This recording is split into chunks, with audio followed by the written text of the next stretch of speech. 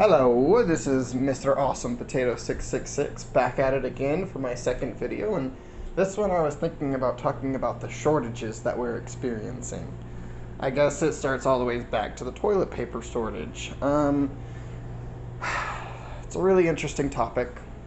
The ones I want to more focus on are the lumber and the gas shortages that we're experiencing right now. I can understand the gas shortage being real, but I know for a fact that the lumber shortage is not a thing. What's going on, at least what I believe is going on, I'm not going to say that this is true, that this is what's happening, this is just my opinion on the matter, is there really isn't a shortage. What is happening is they're saying there's a shortage so they can skyrocket the prices. I know with lumber that some places are hoarding the lumber so they can say there's not enough. Because they're still producing, at least from what I've researched, they're still producing and making just the same amount of wood that they were before, but they're just not shipping out as much before. So they can classify it as a shortage and rocket the prices up. Now, with the gas, it's a different story because you don't see people flooding to Home Depot and buying up all the lumber because there's a shortage. Oh my God, we need all the lumber we can. No. But with the gas, that's what people are doing. I mean, I've seen people filling up plastic bags with gasoline, plastic containers. I've even seen a picture of a lady trying to fill up a hamper who had holes in it with gasoline. And so this shortage of gasoline isn't caused by we don't have enough gasoline. It's caused by fear. People think we're low on gasoline, and so they're going and hoarding it. And now, since everybody's hoarding it and buying in bulk and all of that, it's actually causing a shortage. They're not able to ship as much gasoline. Same with the toilet paper incident we had back when everybody was buying up everything and there was nothing left. And the second anything got shipped, it was bought up and it was gone, and we all had a hard time finding toilet paper. Well, the same thing's happening with gas. Fear is causing the shortage. If you just buy what you need, I mean, I can understand bringing like maybe 1 or 2 gas cans, and filling those up and setting them aside for emergency cases. That's okay. Not bringing 20 of them and filling them up. That is what's going to cause our shortage in gas. And the faster, there is a solution to this gas issue. Now, I know a lot of people don't like electric cars, but that's where we're going. And that's part of the big reason why there's a gas shortage and they're skyrocketing prices up. They're making people fear. And so they're consuming it while they still can. Because this world is headed towards electric cars. We really are. I mean, don't get me wrong, from the studies I've heard, don't just go sell your gas car and buy an electric car, because that's not going to do any help for the earth. That's actually going to increase your carbon footprint. But if you run that gasoline car into the ground, beat it up, like it don't run no more, that you can't get another mile in that thing, and then, you get rid of it and buy an electric car, that's the best option. Okay? But with us rapidly transitioning into hybrid and electric cars, the gas companies and oil companies are taking a big hit. So that's where this shortage is coming in, because they are instilling fear into everybody's, minds. So they think they have to go buy their product in bulk. And since it's a shortage, they can rocket those prices up to whatever amount they want to, because supply and demand comes into effect. I mean, if everybody and their brother and mother wants to buy 25-gallon gas cans of gas, of course the prices are going to shoot up. A business would be stupid not to try to raise their prices when things are being sold at an exponential rate. And everybody's afraid that we're going to run out of gas and all of that, and that's why they're stocking it up. Well, stocking it up like that is what's going to make us run out of gas. But what they fail to see is that if we ever do run out of gas, that we do have electric cars. It may hinder us if we run out of gas, our diesel and our gas engines won't be able to be drivenable because, again, we don't have any gas, if that ever comes to pass. But that doesn't stop us. That really doesn't stop us because, we still have trains that run on electricity. We still have cars that run on electricity. Elon Musk has made semi-trucks that run on electricity. And so we would still be able to get our orders of food and, all of that. We'd still be able to drive around and all of that. Yeah, it may cost us, getting a brand new electric car, but it's still feasible. We don't need gas, in a sense. I mean, we still need it. A good majority of people still are driving gas cars, and that's partly due to electric cars are still fairly new. You can't, they're quite expensive. Not everybody can afford an electric car. And I understand that, I get. And I understand what fear can do to you. It makes you do irrational things. But if we stop hoarding things when we're afraid they're going to run out, then they're going to last everyone a lot longer. You may be able to hoard and you'll be good. But guess what? When we completely run out and you're the last person with gasoline, guess what? Your home and your family are not safe anymore. Because people do crazy things when they're afraid. And whether that be attacking you just because you have a 5-gallon gas tank of gas and it's the only gas that they know in a 50-mile radius, they're coming for you and they're taking your gas. And they don't care because they're afraid. They want what you have. So if we just stop hoarding and stop making this crisis worse, then the gas is going to last us a lot longer. And the longer it lasts, the more time we have to, 1, find a solution, or 2, integrate more electric cars.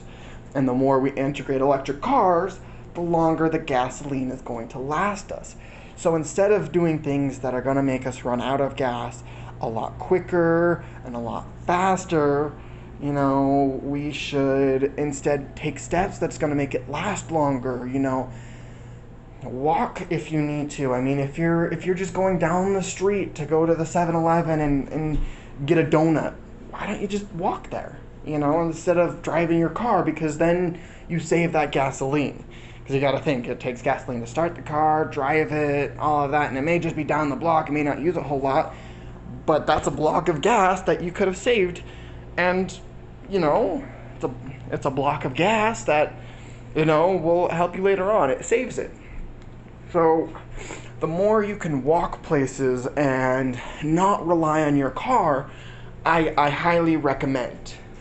And I also definitely recommend public transport, because if a bus can, let's say hold 50 people, and it's only using the gas in its tank, and it gets everybody to their job and everybody back on the one tank, that's using a significant less amount of gas than if, to say, each one of those 50 people had their own personal car driving to work.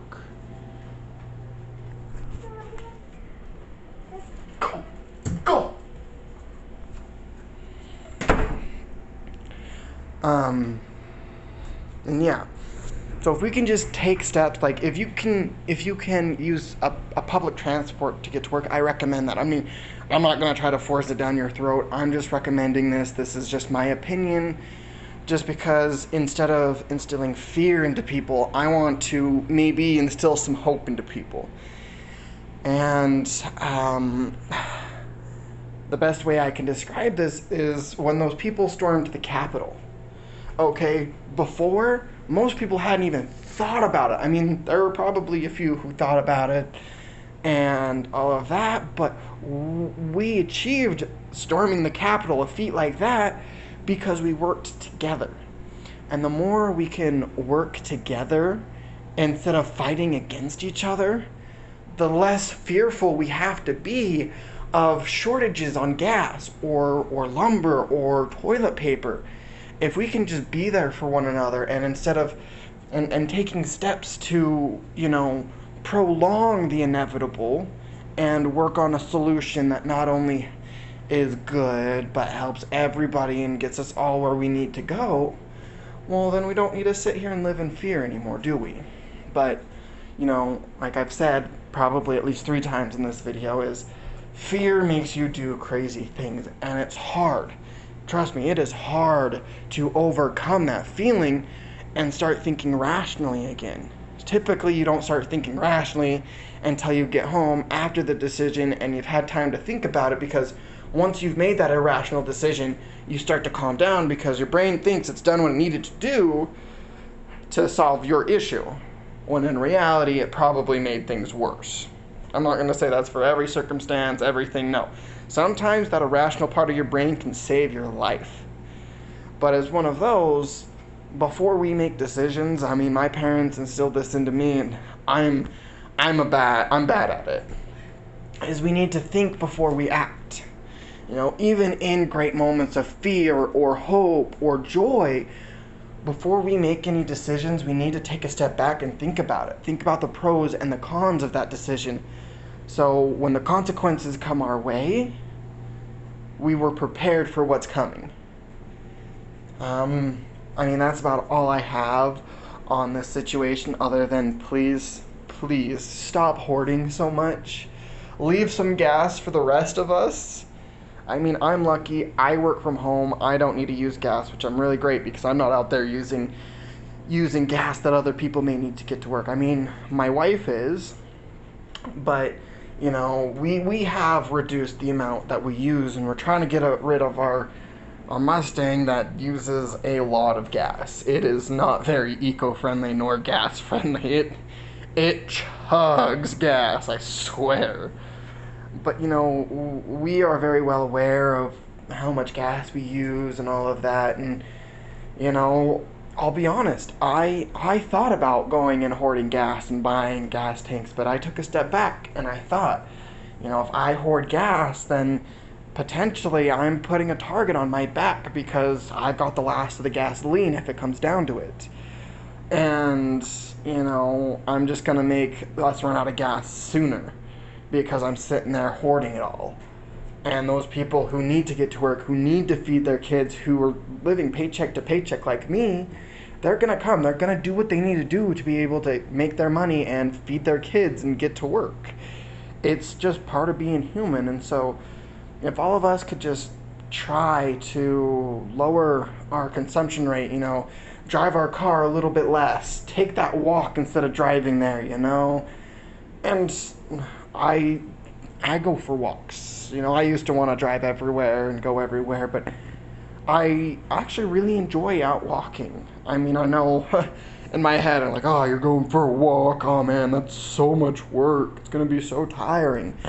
But then I actually got outside and I got to see the blue sun, I got to smell the spring air and just see how green everything's becoming now that it's spring. And it was really wonderful, it was really calming, and I recommend it. I really recommend getting out more, going for a walk, and just enjoying nature. You know, you don't have to drive everywhere. I know it's convenient, I know it's easy, and I know we're lazy. I mean, there's a few people who are very energetic and all of that, and I'm not calling you lazy. I'm saying a majority of us sit there and go, I could walk there, but I'm gonna take my car because I don't want to walk. Trust me, I've been that dude. I've been there, done that.